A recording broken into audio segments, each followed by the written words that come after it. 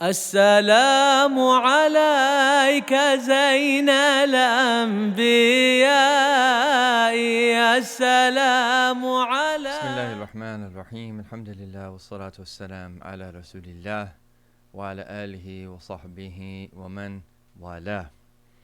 Welcome to the second lesson, the second session in our discussion of the Islamic Discourse in Religious Institutions, a work penned by Habib Umar Bin Bin Hafiz, a work in which that he focuses on many of the important principles of Da'wah ilallah at the level of the institution, i.e., what are the various principles that should be a part of every organization that is aiming to serve the deen in some respect, whether that be direct service of the deen or whether that be by extension that service of humanity or something of that nature. That it's very important for us to understand these principles. And in the first session, we discussed the primary mission of religious institutions. And one of the important points there that Sayyid Habib Umar made was how the underlying motivation for everything that it is that we do should be to fulfill the divine command and to be people who spread good for the sake of Allah subhanahu wa ta'ala. And he also spoke a little bit about that impacting people with our words, but also impacting people with our states. And he proceeded to speak about some very important principles that will contribute to our success when we are serving at the level of an institution. And that some of these will also be discussed today. So in this session, what we wanted to focus on is the following topic. The integrity of the discourse is dependent upon the integrity of the individual. And again, just to highlight what really is something that is obvious, but despite it being obvious is oftentimes neglected. The institution ultimately made up of individuals. And when we're serving at the level of institution, we have to be very well aware of the need of our own personal development. And sometimes we look exterior to solely focus on what it is that we're doing in relation to the other people, helping those other people, failing to realize that the secret to success, defined here specifically as impacting other people in a good way, oftentimes gets back to our own state. The more that we work on our own selves, the more that we work on the state of our hearts, the more that we work on implementing the principles that we're supposed to have as believers, the more impact that we will have on those that we're trying to reach from the bounty of Allah subhanahu wa ta'ala. So this is key. And when we recognize this, we recognize is that there's two directions. There's the inward direction where we're focusing on ourselves, just as there's the outward direction which relates to that specific type of service that we're doing.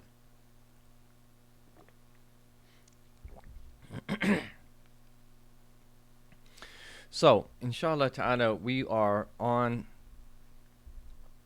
on page 3 of the text in the handout. So for those following online, you can open up the handout and then you can go to page 3, not of the whole PDF, but of the specific of the text where it says selections from the Islamic Discourse.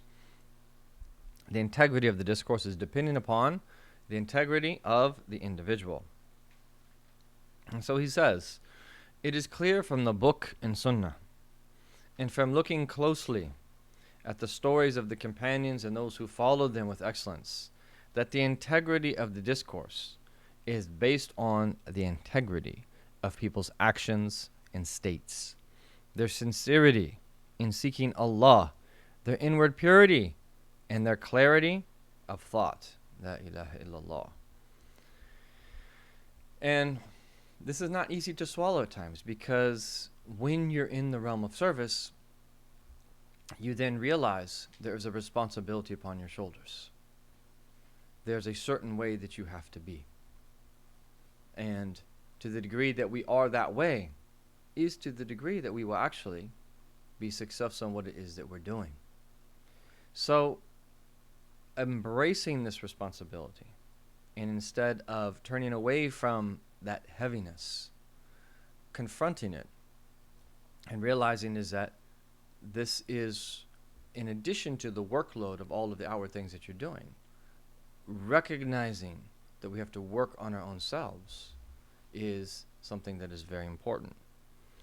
And so what Sayyidi Habib Umar is saying here is that when you read the Quran, when you look at the Sunnah of our Prophet ﷺ, you look at the stories of the companions and those who came after them, it is very clear is that the integrity of the discourse is based upon the integrity of the individual, that individual's action and that individual's state.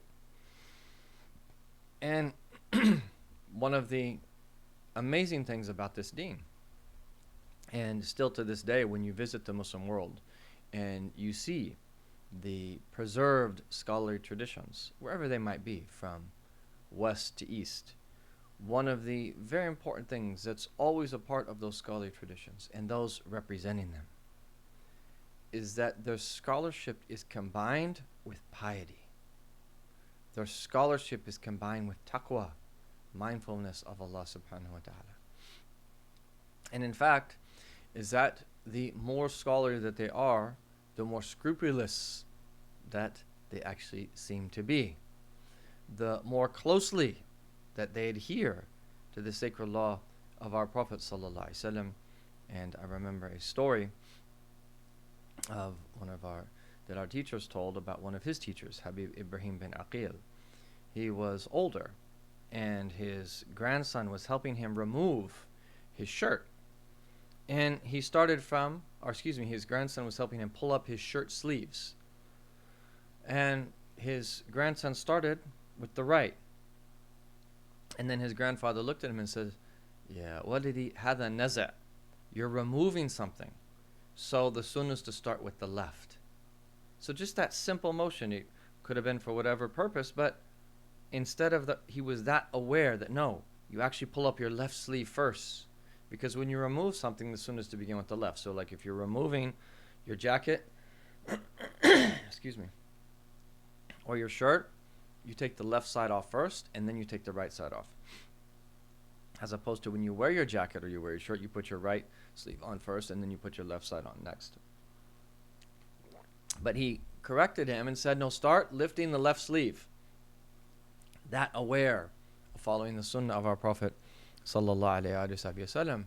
And these are people that are like this in all of their different affairs, not just in terms of clothing, but also in terms of their dealings with others, in terms of their financial dealings, in terms of the sources of their income, in terms of how they protect people's reputations, in terms of fine details of the sacred law. This is how they are. They're very cognizant of the sacred law of the Prophet Muhammad sallallahu alaihi wasallam. And so you always will find that the true bearers of this religion are upright. And obviously Isma, being divinely protected, that's only for the prophets. Okay? But the great bearers of the great bearers of this tradition that have put into practice the Quran and the Sunnah of our Prophet sallallahu alaihi wasallam will always have this trait of taqwa that goes along with them. And this is a blessing, because if you've been exposed to the enterprise of knowledge in the West, and you've seen people that might be very knowledgeable in specific subjects and have PhDs and that have spent a significant amount of time on a very small topic, it's not always the case that they have good character. It's not always the case that they are that moral people. And in fact, a lot of the people that have actually very little moral values that are in these positions. And when you see the opposite, it really is that comforting to know the beauty of this tradition and how it's been preserved throughout all these generations on the hands of these very blessed people.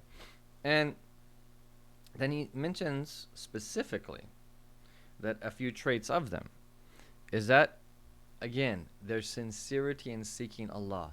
So Habib Umar mention this again because this is so important. Sincerity is a prerequisite for the acceptance of an act. And in the realm of service, in order for us to really benefit from what it is that we're doing in this world and the next, we have to make a righteous intention behind what it is that we are doing. But then also, Safa al-Batin, their inward purity. La ilaha illallah. They do not have hearts that are muddled with diseases. And if you have diseases of the heart, arrogance, envy, ostentation, that things of this nature, it will get in the way of the work. It will cause problems with those that you are serving with, just as it will cause problems with those that are around you. And you will create unnecessary trouble for yourself by virtue of what manifests in the heart of these various diseases. Whereas we want purity. We want purity not only of heart, but we also want naqa al-damir, clarity of thought, so that our thoughts aren't muddled by misconceptions that stem from our desires overcoming us or diseases that are arising in the hearts. And then he quotes a famous line of poetry: إن الكلام لفي الفؤاد وإنما جعل اللسان على الفؤاد دليلا. It is in the heart that words reside, but to what's in the heart, the tongue is the guide. So the tongue speaks, and it indicates what is in the heart, what it is that you were thinking about, what it is that you wanted to say. But the reality is that kalam, it starts in the heart. The tongue expresses it. The tongue guides to what is in your heart. And so everything that it is that we say has the drapery of the state of our heart when it is that we say it. And so if you just kind of tell someone, oh, I love you, and you're not really feeling love in your heart for that person, is that person going to really feel loved? If you say something of benefit, but you're internally kind of turned off, and you're not really present in the moment with that person, that there will likely be much less impact that those words have on that person you're speaking to. But if what you're saying is sincere, you're doing it for the sake of Allah, and you really want to help people, and you have a heart filled with mercy and a heart filled with empathy and wanting to help other people and wanting other people to do better and to get better and to have good come to their lives and all of these other beautiful things that are supposed to be in the heart, if that's in the heart, it's going to have a much more profound impact upon the person that you are speaking to. And then he quotes a verse of the Quran where Allah subhanahu wa ta'ala says, وَمَنْ أَحْسَنُ قَوْلًا مِمَّنْ دَعَا إِلَى اللَّهِ وَعَمِلَ صَالِحًا وَقَالَ إِنَّنِي مِنَ الْمُسْلِمِينَ. And who is better in speech than one who invites to Allah, does righteous actions, and says, I am one of the Muslims. وَلَا تَسْتَوِي الْحَسَنَةُ وَلَا السَّيِّئَةُ ادْفَعْ بِالَّتِي هِيَ أَحْسَنُ. Good and evil cannot be equal. Respond to evil with what is better. فَإِذَا الَّذِي بَيْنَكَ وَبَيْنَهُ عَدَاوَةٌ كَأَنَّهُ وَلِيٌّ حَمِيمٌ. And then the one with whom you were enemies will become like a dear friend. وَمَا يُلَقَّاهَا إِلَّا الَّذِينَ صَبَرُوا وَمَا يُلَقَّاهَا إِلَّا ذُو حَظٍّ عَظِيمٍ.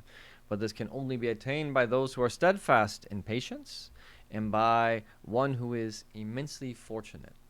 And then Sayyid Habib Umar is going to comment on this verse. And he says, the words of Allah, وَقَالَ إِنَّنِي مِنَ الْمُسْلِمِينَ. He says, and this indicate rectifying one's actions. So keep in mind that Habib Umar mentioned here in the beginning is that it's about the integrity of a person's actions and states. So not just their actions. The integrity of the discourse is dependent upon the integrity of people's actions and their states. So he said this part and does righteous actions. Now, that وقال that إنني من المسلمين إشارة إلى تقويم العمل وفي قوله وعمل صالحا فما بعد إشارة تقويم الحال. So the words of Allah and does righteous actions indicates rectifying one's actions, and his words and says I am one of the Muslims, and what comes after it indicate rectifying one's state and sincerity in seeking Allah, one's inward purity, and the refinement of one's character. So we learn from this is that we want to be upright in terms of our actions, just as we want to be upright in terms of the things that we say, and just as we want to be upright in terms of our states. And the goodness of what is said is due to the inward goodness of the one saying it. So Allah subhanahu wa ta'ala says, do you not see how Allah makes comparisons? A good word is like a good tree, whose roots are firm and its branches reach the sky, constantly yielding its fruit in every season with its Lord's permission. Allah makes such comparisons for people so that they may be reminded. And then Habib Umar is going to help us think about this verse with what he says after this. A good word is like a good tree, firmly rooted in a pure, sincere heart. Its branches are raised high in the heavenly realm of acceptance from the Sovereign, the Real, the Most Exalted. Its fruits yield benefit, insight, and illumination for intellects and souls, constantly nourishing, irrigating, and purifying them with its Lord's permission. Glorious is His majesty. So one of the meanings of this verse is that if we think about what it is that we say, it's like a tree. A tree, its stability is in its roots. So a good word is like a good tree. Where here is that good word rooted? It's rooted in a pure, sincere heart. And if there is a problem at the level of the roots, there's going to be a problem that throughout the tree, and it's going to need to eventually be cut down. If there's a problem at the level of the heart, that's going to affect and infect what it is that we say. So the words that we speak begin with our state of heart. And when we say that, it might seem that it's a little bit abstract, that we don't really understand what is being said. If you spend time with these meanings and you reflect upon them, and you start to spend time scrutinizing the state of your heart and really discovering and uncovering what lies therein, the meaning will move from being abstract to being familiar, where you'll start to understand how this works. And the more that you till the heart, the more ability that you will have to direct it, to rectify it, to stop something from coming in. And we have to spend time with our hearts. And the spiritual upkeep at the level of the heart is the most important type of upkeep. And just think about outwardly everything that you have to do to preserve anything that you have. Just think of a car, for instance. And you get a new car, okay, maybe the first 30 to 40,000 miles that you don't have to do too much other than get a few oil changes and maybe rotate the tires or something like that. But eventually, as that car gets older, you have to start being aware that at a certain point, there's certain parts that you have to replace. The belt might need to be replaced. The tires need to be replaced. The brakes need to be replaced. All of these types of things happen. The car starts to get close to having 100,000 miles and it's 5-10 years old. New things start to happen. You have to put in regular maintenance to your car to keep it up and running. And likewise, the state is with your own self. Your heart is no different, but it's the most precious thing of all that we have. It is the most worthy thing that we have as human beings to put energy into maintain, and making sure that it is in a good state and it is constantly being cleansed and being directed towards what is good. So Sayyidina Ali bin Abi Talib, may Allah ennoble his countenance and be well pleased with him, said, and this is a very deep statement. I'm not going to be able to come even close to bringing out the plethora of meaning that is in it, but we will see what we can unpack bi'idhnillahi ta'ala. So he said, radiyallahu anhu, مغرس الكلام القلب. The seedbed of words is the heart. ومستودعه الفكر. They are stored in thoughts. ومقويه العقل, and reinforced by the intellect. وجسمه الحروف. Their bodies are letters. وروحه المعنى. Their spirits are meanings. وحليته الإعراب. They are ornamented by vowel signs. ونظامه الصواب. And they are ordered by truth. So he's giving us a very deep way of looking at speech. And we speak all of the time. But how much of our speech is actually conscious speech, intentional speech, where we are speaking in with being aware of what it is that we're saying consciously to draw near to Allah subhanahu wa ta'ala. That's a very different thing. Maghras al-kalam. Gharasa is to plant. So literally the place that you plant, i.e. the seedbed of kalam, speech, words, things that it is that we say, is where? Al-qalb. Again, it starts from the heart. And so he's using this as a proof of what it is that he was saying. Tamam. وَمُسْتَوْدَعَهُ الْفِكْرِ.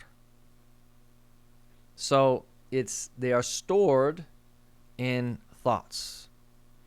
And so the relationship between fikr and the qalb, your thought and thinking. How do we think? And that have we been trained to think properly? Do we have the ability to penetrate deep and to think about different things from different angles? Do we have the ability to understand meanings in various statements? Can we sort through different types of thoughts and the sources and their origins? So fikr is of the utmost importance. And we are supposed to be people, because we are sentient beings, that think regularly. And thinking is actually not something that's easy. You could spend half a day thinking and be significantly more tired than where you have exercised for an extended period of time on that same day. Thinking takes up an enormous amount of energy within the human being. So the heart is that source, but the thoughts are, in a sense, they're stored. The mustawda is the fikr. Okay? And that you store things in a closet that you then use for other purposes. And what seems to be one of the meanings here is, depending upon how well it is that we think and the strength of our ability to think, will be reflected ultimately in the various things that we say. The deeper that we can go, the more that we can unpack, the more that we can untangle, the more that we can sift through, the more that we can recognize, the more ability that we have to extract meaning, to use this power and this ability that Allah subhanahu wa ta'ala has given us, is that the more that will be reflected in the various words that we say. And this is where you find intelligent people tend to be people that think a lot. They tend to be people who, whenever that is they don't understand something, they strive to then try to understand it. They are constantly making connections in their minds. And when they hear about something they don't know, they look it up. They strive to know. This is a really important trait, to be inquisitive and to research and to put things together and to connect. This is of the utmost importance. And ultimately, it will be reflected in the various things that it is that we say. The seed bird of words is the heart. They are stored in thoughts and are reinforced by the intellect. وَمُقَوِّهِ الْعَقْلِ. And it seems to be one of the meanings there is the intellect, which in a sense is kind of looking over the heart. And as one thinks, and then the fruit of that thought relates to various things that might be said, the intellect then can strengthen it. In the sense, one of the meanings potentially is, if it's something that's known to be good, then it can be reinforced that this is something good and it needs to be said. If it's something that after thought, the intellect determines that, okay, this is something that is not beneficial, this is something better left unsaid, it will then that reinforce the lack of speaking on that particular point, and so forth and so on. So the intellect strengthens. The intellect strengthens and reinforces what it is then that is said. وَمُبْدِهِ اللِّسَانِ. But then the words are manifested on the tongue. So the tongue just speaks, and this is the whole point here, the previous line of poetry, which is speaking about how it is in the heart that words reside. And Imam Ali is just going into much more detail and how this process works, is that you have a heart, you have your fikr, you have your aql, you have all of these different components to your speech. Your tongue's job is just to move and to articulate it and to actually say it. And then when it is that you actually speak, the jism, the bodies of this, the bodies of speech are the letters. وَرُوحُهُ الْمَعْنَى. And their spirits are meanings. So this is really what it's about, is articulating meaning. And when you say certain words, people understand what meanings, what it is that you're saying through those words. And it's something magnificent if you really think about it. The fact that we can speak and we can use words that have these meanings, and people can understand meanings through the language that it is that we are speaking. Whether right now I'm speaking English, but whether we're speaking Arabic or Persian or Turkish or whatever language, Spanish, French, and it's something that people recognize. They know those words. They know those words have meanings. And then when someone speaks them, then they understand the meanings behind those words. Just as with signs, I can move my hand in certain ways that indicate certain meanings. By moving my hand in that particular way, people understand meanings. What a blessing from Allah subhanahu wa ta'ala. And this is why we are supposed to learn how to understand meanings also in creation. Because just as when human beings use language, they are speaking to us.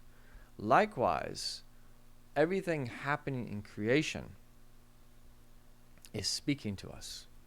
But we have to learn the language of creation by reflecting upon it, using our fikr, so that we can then understand the meanings that are behind it. They are ornamented by vowel signs, so i'rab, grammar, syntax, speaking in a proper way. Those words that you're saying become ornamented and adorned by virtue of correct speech, where you speak in the right way and you pronounce it in the correct way with the correct vowel sign. وَنِظَامُهُ الصَّوَابِ. And they are ordered by truth. So this is a very beautiful statement. The upshot of this particular section here, though, in chapter is the integrity of the discourse is dependent upon the integrity of the individual. Let's really let that meaning seep down into the depths of our being. Whatever it is that you are doing, even if you're not working for an Islamic organization, if you're whatever job that is that you have, this ultimately is about our state with Allah. And if we're not upright in of ourselves, if we're not living those meanings, how can we give them to other people? And the more that we realize this, all of those that are serving in some capacity, let's say that they have a regular job, but they're serving on the side, this has to be at the forefront of our minds. The integrity of the discourse is dependent upon the integrity of the individual. And another comparison would be, I remember when we had Hakim Salim Khan doing a class on parenting here at Al-Maqasid. And I think at first many of the parents thought it was all going to be about the children. But he began with the parents and essentially assessing the parents where they're at in terms of important lifestyle factors. And the meaning that came clear very quickly was, wait a second, if I'm not sleeping proper, if I'm not eating proper, if I'm not doing all of these things properly, then how can I expect my children to do that? So just shifting the frame, and it's not hard to understand, but it is a very significant shift to where you realize it's rooted in the individual. And this is why also too that we have the statement of Sayyidina Umar al-Khattab, who was known to only sleep for very short periods of time after he became the Khalifa. And he commented on this saying, if I sleep during the day, I'm going to neglect those that I'm responsible for. That if I sleep during the night, I'm going to neglect the right of my Lord. And so the point is that he was every day working on himself, his relationship with Allah, and then during the day, serving the people. And this is how we have to be as individuals, constantly cultivating in ourselves the higher meanings of the sunnah of our Prophet sallallahu alaihi wasallam. And we're serving during the day, but we must spend time beyond our workday working on ourselves on a regular basis. And if someone is involved in some type of service, some type of da'wah by way of an institution, and they're neglecting the 5 daily prayers, they're neglecting their awrad, their litanies, and the prophetic invocations in the morning, in the evening, and they're neglecting the Quran, and so forth and so on, how can you expect that person to serve over a long period of time? How can you really expect that person to benefit other people in a very meaningful way? And sometimes they might expose themselves to some type of danger as a result. Nasallahu ta'ala as-salama wal-afiyah. So now we're going to move, inshallah, to page 4, where Sayyidi Habib Umar is going to mention 7 points that he terms the adharu awamal al-najah, the most evident means for success in enhancing and raising the level of the discourse. And some of these were previously mentioned, but here we have a very nice list. The first is, getting back to this point that how many times has he reiterated this? Don't think his reiteration of this is in vain. On the contrary, it's to show this is what it's all about. We can't just gloss over it like, okay, I know we need to be sincere. Okay, let's get down to what it is that we need to be doing. No, it doesn't work like that. Sincerity is a process. You don't just become sincere because you read it and be like, okay, I need to be sincere, I'm sincere. That's not how it works. Sincerity is a process. We have to work on ourselves. So that's that side of things that was mentioned of working on yourself. You have to work on yourself to be sincere. And ultimately, as long as we're attached to the world and our desires drive us, it's going to taint our sincerity. In order to reach the higher degrees of complete sincerity, you have to be detached from the pull of this world and to be able to do everything solely for the sake of Allah tabarak wa ta'ala. So number 1 is sincerity. Number 2, which he kind of mentioned previously, to recognize people of virtue and to fulfill their rights. In other words, well, let's read what he says and then we'll talk about this.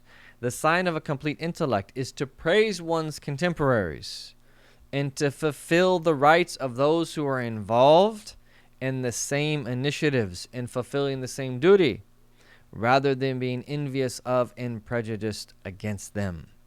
What an important point. We're not alone in this service. If you're doing humanitarian service, there's multiple organizations that are involved. If you're in the If you're doing some form of education, there's multiple organizations. If you're organizing different types of programs of some sort, the different things that we do, there are going to be different organizations. There's going to be different people that are doing the same things that we are doing. Some of them might have come before us. Some of them might come after us. But how are we in relation to anyone that is serving? One of the principles that Shaykh Habib Umar teaches is, if we're sincere with Allah, we will make an intention to help anyone who is sincerely serving wherever they are on the face of this earth. We should make an intention. Anyone serving in any capacity, doing any type of good that's directly related to the deen or some type of good for humanity on the face of this earth, we should make an intention to assist that person and to do what it is that we can to help them. And we start with the intention. We also add to that dua. And if there's anything else that we can do with our time, financially, even if it's small, we do. But we make the intention to help everybody on the face of this earth. And think about the amount of reward, one, that you get, but also think about how that intention unlocks purity of heart, where you don't see it as a competition. This is something that plagues the community. Seeing other organizations as competition, seeing other paths as competition, seeing other individuals as competition. We should never see it as competition.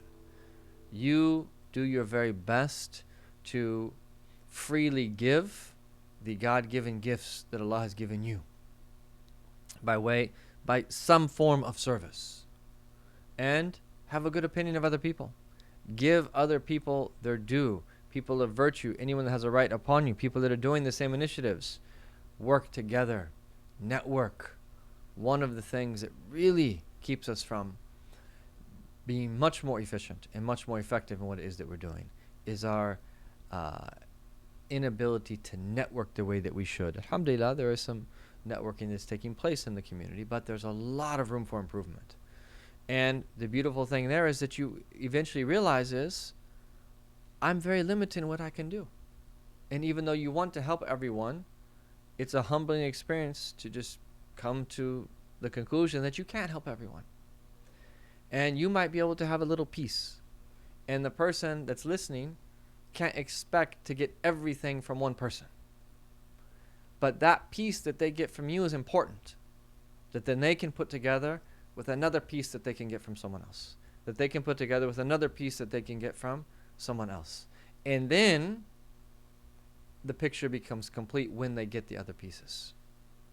And if we network, we can point people to other people to get other pieces that are needed for them in the particular matter that is at hand. And then he quotes this beautiful statement of Imam al-Haddad in his aphorisms, the Hikam of Imam al-Haddad, which is really an amazing book and extremely profound and really, really beneficial. Imam Abdullah bin Ali al-Haddad said in his aphorisms, and incidentally it's been translated, and even a brief commentary has also been translated with it by Dr. Mustafa Badawi, may Allah bless him, that Imam Haddad said, the greatest proof of the perfection of a man's intellect is his praise of his contemporaries. So oftentimes contemporaries are rivals, and you see this throughout, whether it be sports, whether it be academia, whether it be politics, whatever. You see people that are kind of in the same realm, that are, kind of on slightly different sides of the spectrum. They tend to be rivals. But Imam al-Haddad is saying is that the greatest proof of a man's intellect, that this person sees the big picture. He understands the nature of this world in relation to the next, and that he has an ability to know what is right and to follow it, is his praise of his contemporaries. This is a very good sign. The greatest proof of his humility is his contentment with being held back in a situation where he deserves to be brought forward. So, are we really humble? Are we ever in a particular position where you actually should be the one put forth to speak on that particular matter. You should actually be the one involved in that particular thing.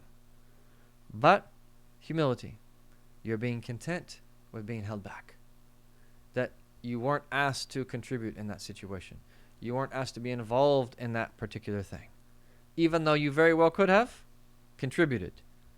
It's a sign of humility that we're not bothered by that.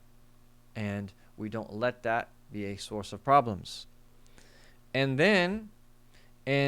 the greatest proof of his sincerity is his lack of concern if people become angry in his pursuit of Allah's good pleasure. So if you and I can root in ourselves, and this is not easy, but if we can train ourselves by the bounty of Allah Ta'ala to seek Allah's good pleasure in everything that it is that we do. And then if people become angry, we're not concerned. You might try to say something and to rectify the situation so people are not angry, but in the end, you're not concerned, i.e. you're not bothered, because you really felt that you did what needed to be done for the sake of Allah Ta'ala. And in the end, رِضَى النَّاسِ غَايَةٌ لَا تُدْرَكْ. You're never going to make everybody happy. The contentment of people is an end that will never ever be sought. It will never ever be attained. Do your best to be sincere for the sake of Allah Ta'ala, and that's all we can do. So that's number 2. And then number 3, meticulously choosing words to avoid any risk of inciting discord and opposition. La ilaha illallah. How important is that? How important is that? How many of us have neglected this? Meticulously, the Arabic is ضبط الألفاظ واختيارها لتكون أبعد عن إثارة الشقاق والعناد. Meticulously choosing words to avoid any risk of inciting discord and opposition. Making sure to keep the hearts together. Not saying something that's going to have an unintended consequence that you didn't think of that is harmful. Not saying something that could have been phrased in a different way. And that sometimes we mean well, but we say something that then it creates a problem. So being meticulous in our choice of words to make sure that they're measured. We say the right thing at the right time, to the right degree, and so forth and so on. And we think before we speak, and we deliberate, so that we put everything in its proper place. This is such an important part of a methodology. And it doesn't mean that this is flattery. It doesn't mean that we don't speak from a lack of courage. But what it means is we choose very carefully when we speak, and then we're meticulous in how we speak and what it is that we say, so that it's very measured and we don't create any unnecessary problems. Also, selecting those that are conducive to realizing the aims of the discourse. What is the aim? What is the big picture? What is the goal that we're seeking in this particular realm that we are speaking about? This is very deep knowledge of learning how to say the right thing in the right place. These aims include clarification of the truth, such that those who are heedless are reminded, those who deviate become balanced, and those who transgress learn to respect the boundaries. These are different examples of realms that we might be speaking in. How excellent is the statement by one of the wise. Advice is weighty, so do not give it harshly, nor make an argument out of it. All truths are bitter, so use gentle expressions and eloquent words. And so that's Habib Umar is praising وَمَا أَحْسَنْ قَوْلْ بَعْدَ الْحُكَمَاء. Some of the wise said this, that النُّصْ ثَقِيل, advice is weighty. It's not always easy for us to be advised. So make it easier. So literally it says فَلَا تُرْسِلْهُ جَبَلًا, don't send it as a mountain. Yani, don't make it weighty upon that person even harder. So don't give it harshly. Right? وَلَا تَجْعَلْهُ جَدَلًا, nor make an argument out of it. And how many people are really going to listen? If you're perturbed, you're annoyed, and you know you need to say something, and then you just come down really hard, and you do it in an argumentative fashion. For those of us that have children, when was the last time that worked? Especially a teenager. When was the last time that worked?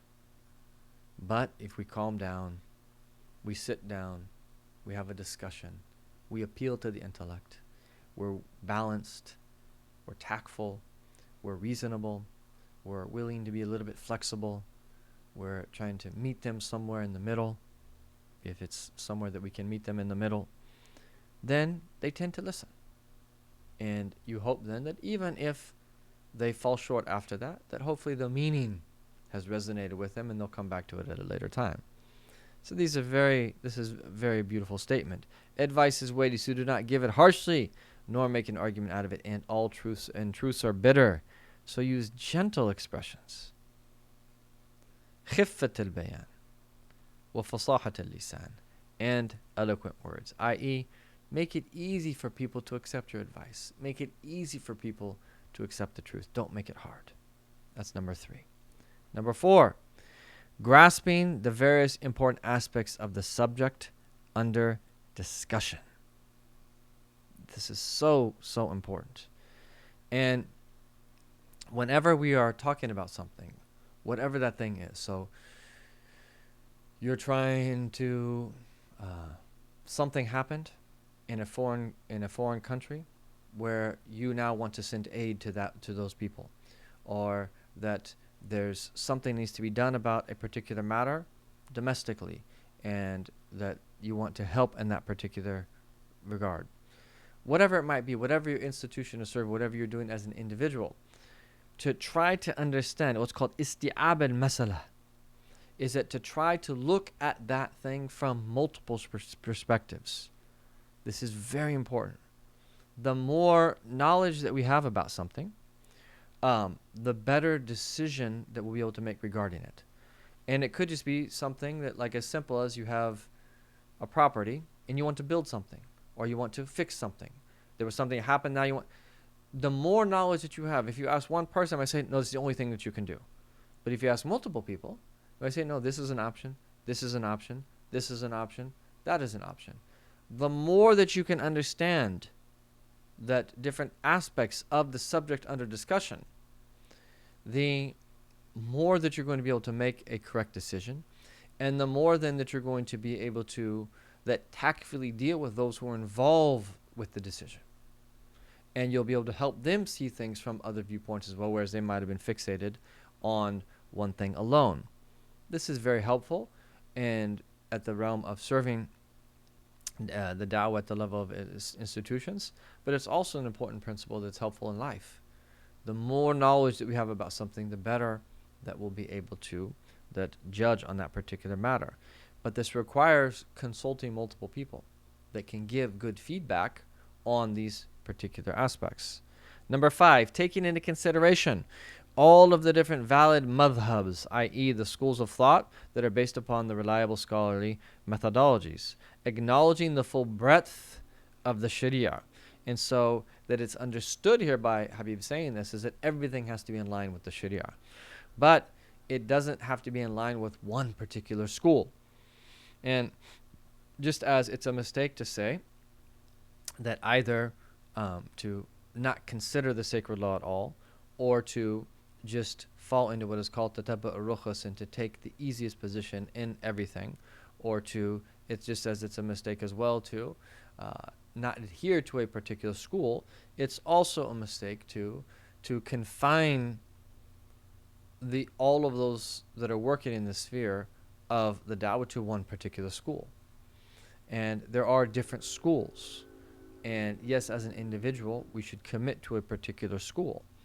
But we should also, when we are working with other people, recognize there are multiple schools. And we have to acknowledge the full breadth of the Sharia. And as long as it's valid in one of those 4 schools, we should be open to accepting that. And as long as it's not opening up the door to just doing what is easiest in everything, what's called tatabbu' al-rukhas. But we have that nice balance. And this is very important. When we recognize that there's multiple ways and there's multiple scholarly methodologies, this opens up the door for cooperation, and it also enhances you.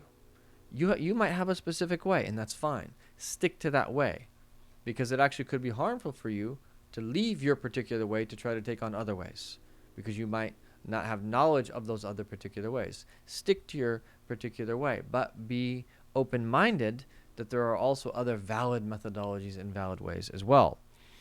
And then the final two, circumspection, deliberation and verification, and mentioning reports and information, and only citing information when there is a benefit in doing so. This is important. التثبت والتروي والتوثق. How many times when we are judging a particular matter, we haven't verified even the basic facts? It's hearsay. And this is very important, that we go beyond, that we go to great lengths to determine various things that are told to us, various pieces of information that we have, to make sure that, one, they are true. So we have to be circumspect, and we have to deliberate, and we have to verify.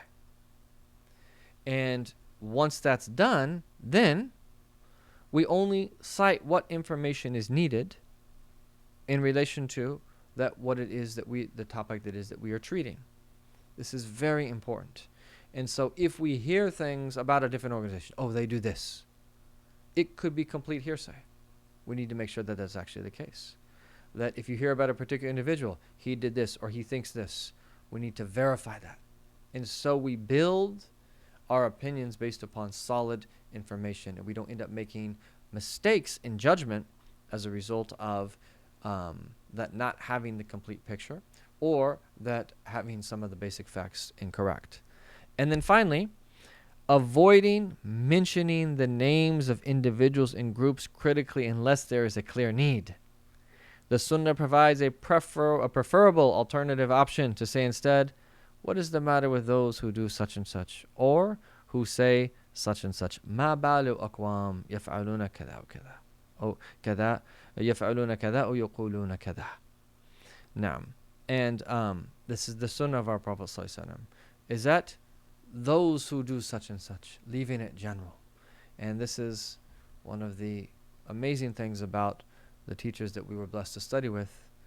I don't ever recall a single instance of our teachers mentioning other groups in a negative way.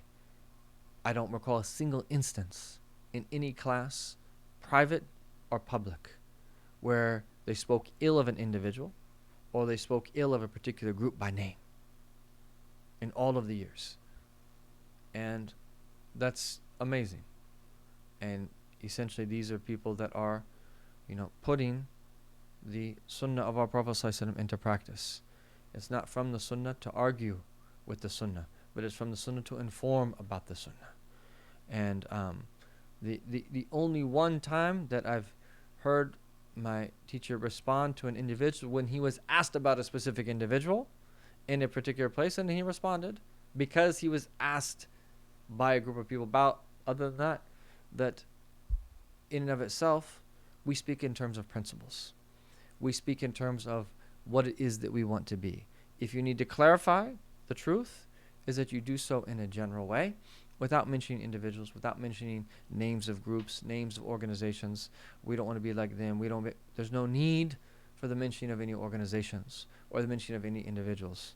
Let's talk about principles, and the vast majority of what we say should be talking about what it is that we need to do, and then the clarifications that we make them in a way so that people can learn the proper way to be and learn what not to do.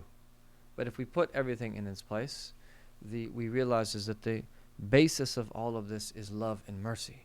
The basis of all of this is learning what it is that we need to learn to come near to Allah subhanahu wa ta'ala. And when you spend your time coming to know Allah, working on yourself spiritually, being in a state of remembrance, studying beneficial knowledge, learning the great principles of this deen, that is what the bulk of our time should be spent doing. And then the few moments that we spend negating or clarifying some of the things that we shouldn't be doing is done to make sure that we keep our rectitude and stay upon the straight path. These are really golden principles, and a lot more could be said about these 7 principles. I hope that you take them and really reflect upon them, and it would be actually a very good thing to do, to take each one of these 7 and write down how they apply to your life, how they apply to your particular situation, your particular organization, your particular circumstances, and bring it out. And if any questions arise in the process of doing that, which I really hope you do that, then we can field those questions bi'idhnillahi ta'ala. I apologize for starting a little bit late. Inshallah ta'ala, so tomorrow we'll be starting at 10:15. Bi'idhnillahi ta'ala. May Allah ta'ala give us tawfiq, and to bring these principles that into our lives.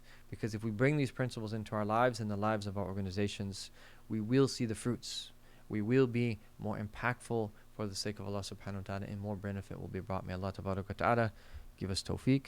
So I think there might be a question. A few.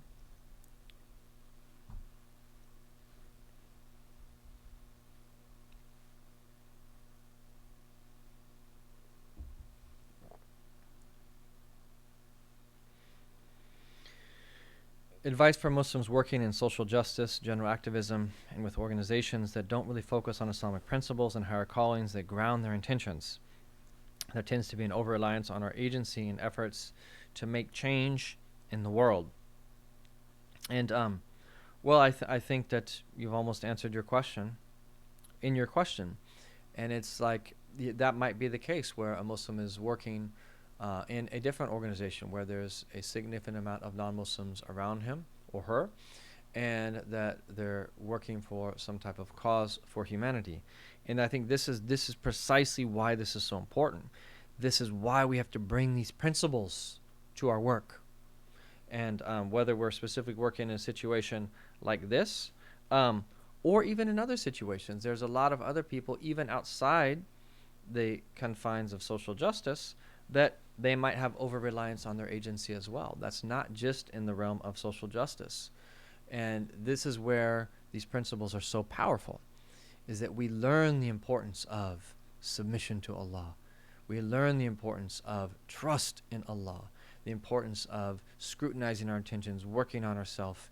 And just as we learn the importance through the sunnah of doing everything outwardly in the very best way that we can, putting everything in its proper place, doing everything that with as much perfection as can be done and with excellence. So we have guidance in both states, when we are in a state of action outwardly, just as in a state when we are working on ourselves inwardly. So I think the advice really is to take these principles seriously.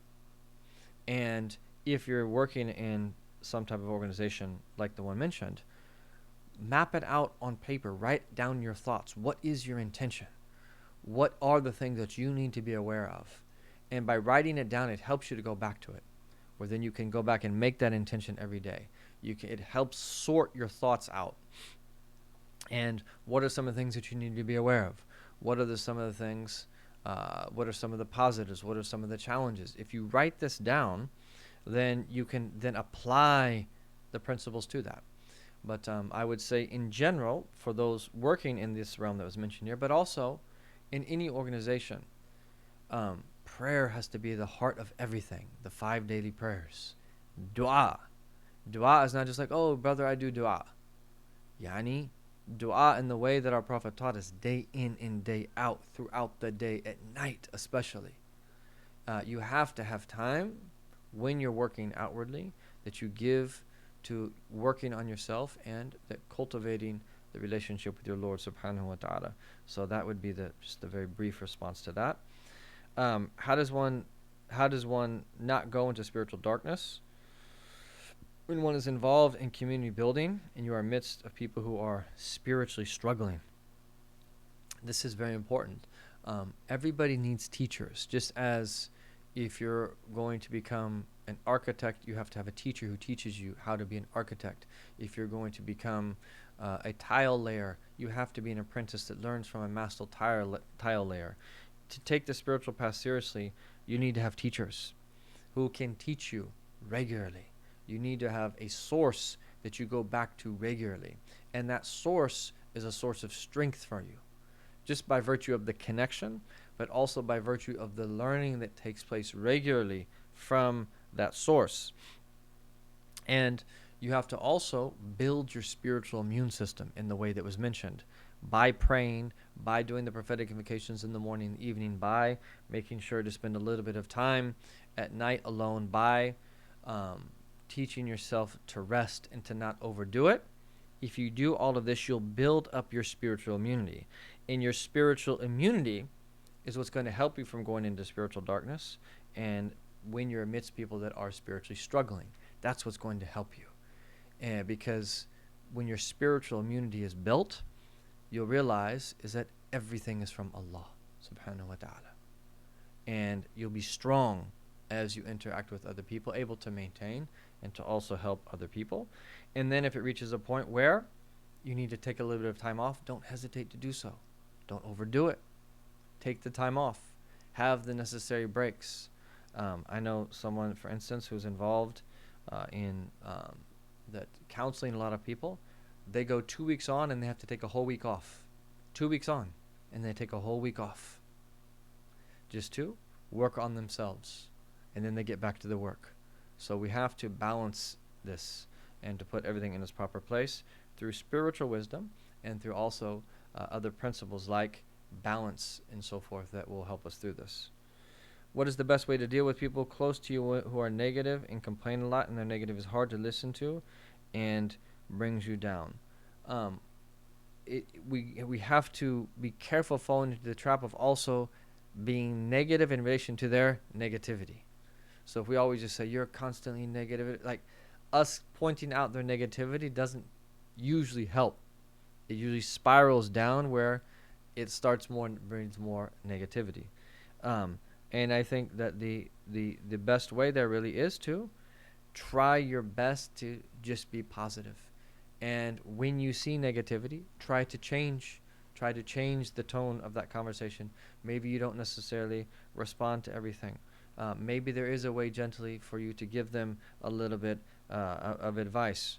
And maybe you spend less time with that particular person. Maybe you don't have the luxury of spending less time. But you can't let other people bring you down with their negativity. That you have to do your best to, in a very tactful way, in a positive way, change the conversation. And usually people, when they see someone consistently responding in a certain way, they tend to either change in and of themselves or at least not show that side of themselves to that particular individual. I see public criticisms of organizations that are done often without speaking to members who run that organization or to get clarification. Is there validity in that? Well, I think the principle was very clear. Before we publicly criticize any organization, we have to be sure of the facts. You cannot criticize an individual without being clear of the facts. And so if something reaches you that an individual or an organization is doing something, it's actually a healthy thing for us to advise one another. So if anything ever reaches anyone who's listening about Al-Maqasid that they have questions about, we hope that you bring it to our attention. If you notice any faults that we're making, if you notice any mistakes that we're making, we need your advice. It's very hard to run organizations. It's not easy. We need help, and we need people's advice, and we need people's support. And we know that we're going to fall short, and we know that we're going to make mistakes. And the key is to not consciously make mistakes or to continue to fall short when that people have pointed out some of the mistakes that you're making. Organizations should be open to advice. And if we created a beautiful environment of tanasih, where we're all mutually advising one another, we all benefit. But if it's like, but again, if there's diseases in the heart, who are you to advise me? Oh, but you know what your organization does. Yeah, but you do this. No, we should all advise one another. And if something reaches someone about an individual or an organization, we should reach out to that person. Reach out to that individual. Reach out to that organization. And before we go public, we should try to solve the problem privately, individually, directly with that person, with that organization.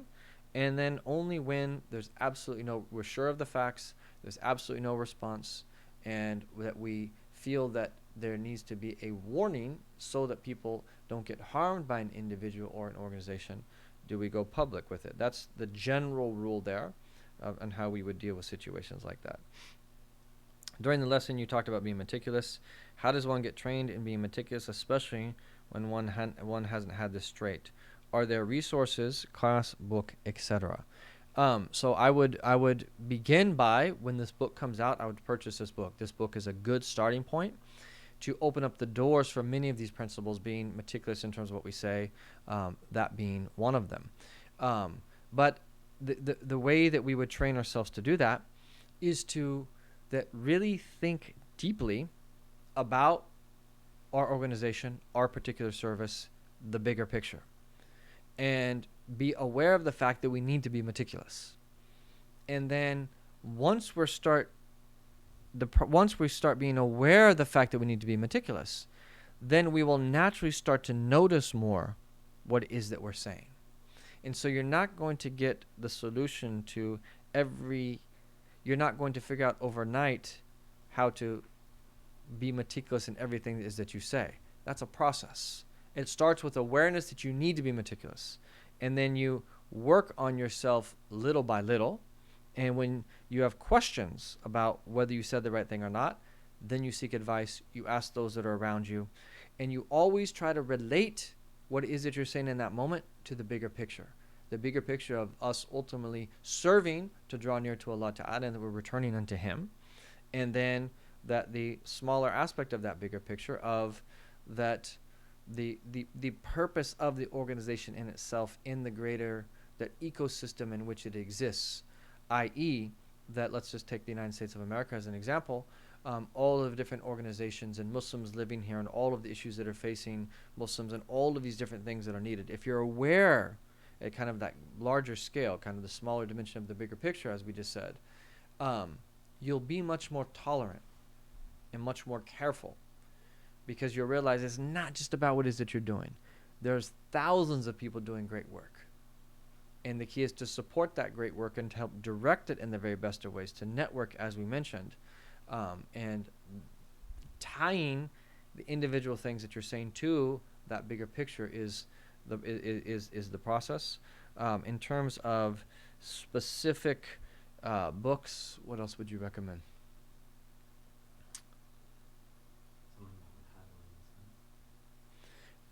Yeah, that actually would be a really good thing to look into, like the Prohibitions of the Tongue. So you just kind of learn literally the things that you shouldn't say. That's actually very good. I think there's a class on that on Seeker's Hub, on Seeker's Guidance, about Prohibitions of the Tongue. And then, I forget, is there some book that speaks about this as well?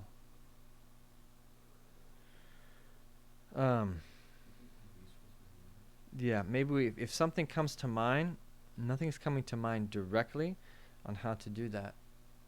What about Tawada Sa'diya? Is that speak on that? Not directly, does it?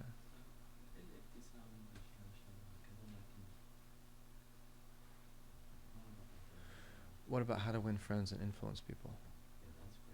Yeah, maybe something like as well, like a book like How to Win Friends and Influence People. Because that's, by learning those principles, it will help you be meticulous and to do what it is that you should be doing as opposed to not be doing. So I think those are two good starting points, and if anything else comes to mind, we can add it. Barakallahu fikum. May Allah subhanahu wa ta'ala give us tawfiq and bless us in all of our affairs. Inshallah ta'ala, we will see you again tomorrow morning. Assalamu alaikum wa rahmatullah.